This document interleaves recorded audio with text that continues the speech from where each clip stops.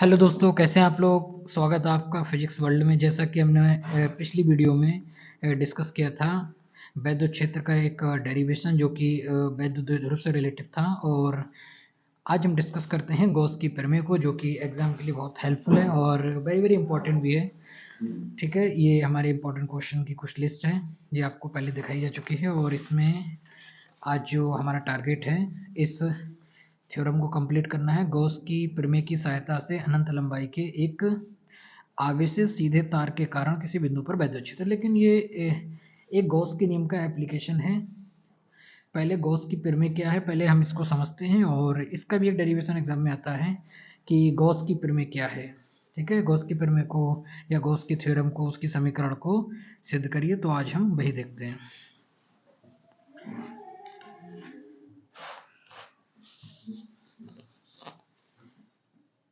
Gauss की प्रमेय start करते हैं।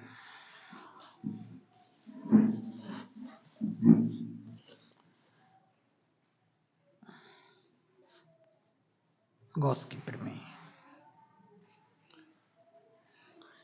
दोस्तों गॉस की प्रमेय क्या है, ये किस लिए आई थी, ये देखते हैं हम। जैसे ये कोई चार्ज पार्टिकल है और ये कोई कण है, और आपको पता है कोई भी आवेशित कण होता है अपने चारों ओर वैद्युत क्षेत्र उत्पन्न करता है।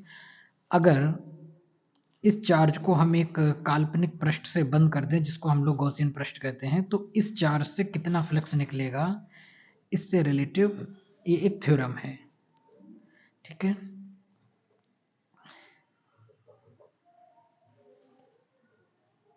इसका सिग्निफिकेंट क्या है कि ये क्यों आई है, इसको ही बताते हैं आपको। जैसे पहले ऐसा था कि आप पहले चार्ज से वैद्युत क्षेत्र फाइंड करते थे, फिर वैद्युत क्षेत्र से आप लोग फार्मूला लगा के E इंटू डी ए, फिर आप लोग वैद्युत फ्लक्स निकालते थे।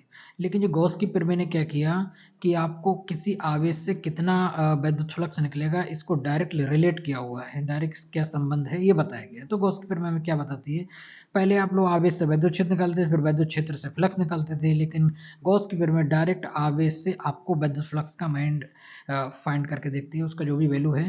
ये थ्योरम ये कहना चाहती है कि इस गॉसियन पृष्ठ से निकलने वाला जितना भी वैद्युत फ्लक्स है या वैद्युत बल रेखाएं हैं, वो इस आवेश का 1/ε0 टाइम्स होती है। किसी काल्पनिक गॉसियन पृष्ठ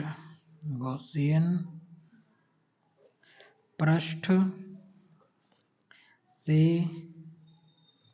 निकलने वाला कुल वैद्युत फ्लक्स उस पृष्ठ से घिरे आवेश का 1/ε0 गुना होता है। इस प्रमेय के अनुसार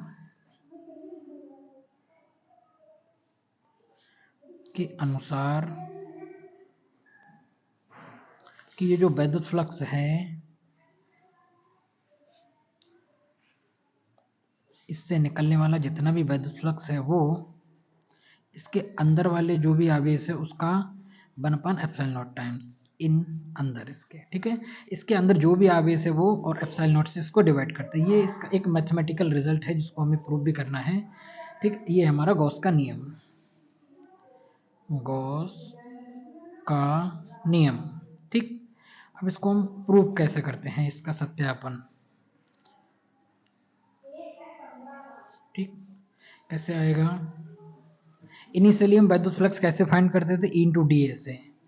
हम जानते हैं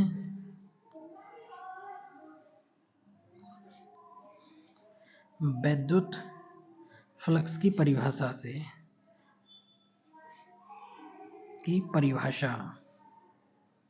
क्या है वैद्युत फ्लक्स की परिभाषा।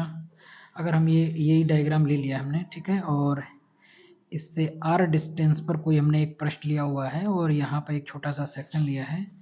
इस सेक्शन से कितना फ्लक्स निकलना हमारे पास, मान लीजिए ये वैद्युत क्षेत्र यहाँ पर E है और ये जो एरिया है वो dA लिया हुआ है। तो इससे निकलने वाला जो फ्लक्स होगा बंद पृष्ठ से निकलने वाला वैद्युत शुल्क, बंद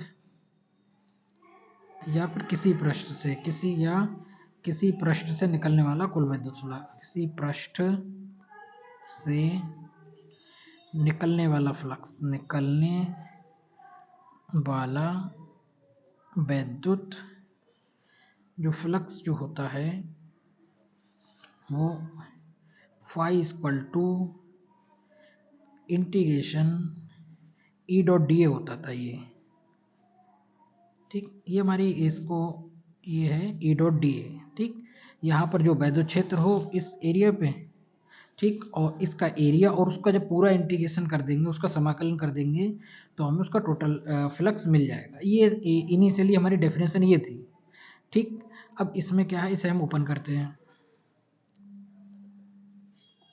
ये इंटीग्रेशन है ई डी ए और डॉट प्रोडक्ट आता है cos थीटा।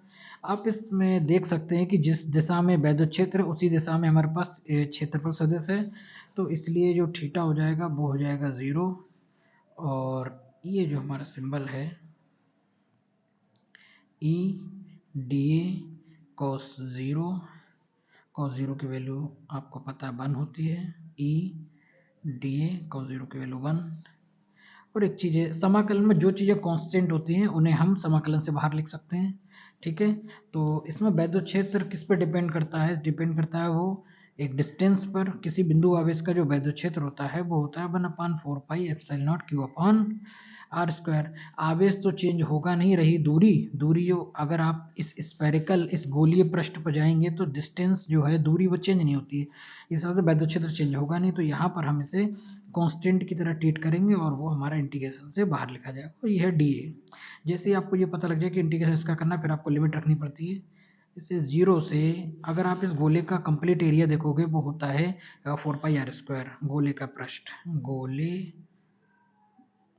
का पृष्ठ, गोले का जो पृष्ठ होता है ए इक्वल टू 4 पाई इसकी रेडियस का स्क्वायर ये होता है, तो यहाँ से 4 पाई आर स्क्वायर, ठीक है। अगर आप डी ए का इंटीग्रेशन करेंगे तो आता है ए, फिर ये लिमिट यहाँ पे लिख देते हैं 4 पाई आर स्क्वायर। उसके बाद आप अपर लिमिट लगाते हैं ए की जगह पे ये वाली चीज़, फिर माइनस ये 4 पाई आर स्क्वायर माइनस का फिर 0, फिर यहाँ पर आपको मिलता है E 4 pi R square. And now यहाँ पर आपको वैद्युत फ्लक्स मिलता है E into 4 pi R square. लेकिन जो बिंदु आवेश का जो वैद्युत क्षेत्र होता है, बिंदु आवेश के कारण जो वैद्युत क्षेत्र होता है होता है E equal to 1/4 pi epsilon not Q upon R square. इसकी वैल्यू आप यहाँ पुट कर दीजिए 1/4 pi epsilon not Q upon R square into 4 pi radius का स्क्वायर, ठीक। अब ये 4 पाई से 4 पाई कैंसिल, आर स्क्वायर से आर स्क्वायर, तो आपको क्या मिला कि क्यू अपॉन यहाँ पर आपको मिला क्यू ऊपर है और एप्सिलॉन नॉट नीचे है। ये हमारी गॉस की पिरामिड थी, हैज बीन प्रूव, ठीक है। मतलब क्या, ये जो इक्वेशन आपने ये लिखी थी, this is the equation 1, this is the equation 2, यहाँ पर गॉस का नियम आपका प्रूव हो चुका है। लेकिन अगर गॉस के समीकरण कोई पूछता है, गॉस की समीकरण, गॉस की समीकरण पूछता है तो आप क्या करिएगा, ये जो इक्वेशन 2 है ये भी फ्लक्स को रिप्रेजेंट करती है और ये जो इक्वेशन 1 है ये भी फ्लक्स को रिप्रेजेंट करती है, वैद्युत फ्लक्स को। इन दोनों को इक्वेट कर दीजिए, बराबर कर दीजिए। समीकरण 1 2 को बराबर करने पर, समीकरण 1 और 2 को बराबर करने पर तो आपको मिलेगा ई डॉट डी ए, ठीक, इक्वल टू क्यू इनक्लोज्ड या इन अपॉन एप्सिलॉन नॉट। ये जो है ये है गॉस की समीकरण, ये है गॉस की समीकरण है, ये है गॉस की समीकरण है, ठीक है।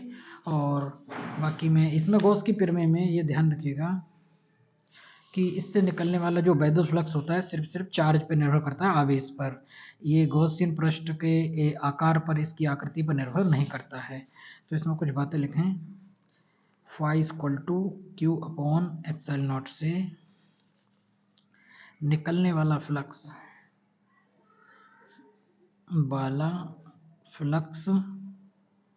केवल अंदर वाले आवेश पर निर्भर करता है, अंदर वाले आवेश पर निर्भर करता है। यह बंद पृष्ठ के आकार, आकृति आदि पर निर्भर नहीं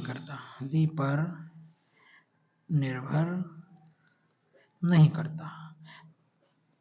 मतलब यह है कि आपने इसकी रेडियस 2 मीटर से 3 मीटर कर दी या 2 सेंटीमीटर से 3 सेंटीमीटर कर दी, तब ये फ्लक्स चेंज नहीं होगा। जितना विद्युत फ्लक्स पहले निकलना था उतना ही निकलेगा। इसके एमसीक्यू आते रहते हैं। तो देखिए, ये गॉस की प्रमेय लिखी है, ये थ्योरम हो गई और ये इसका सत्यापन प्रूव हो गया यहाँ पर। और उसके बाद ये है और इसके आगे का ये है, यहाँ प्रूव हो गई और ये है गॉस की समीकरण। मिलते हैं हम लोग नेक्स्ट वीडियो में, तब तक के लिए अपना ख्याल रखिएगा। Bye bye.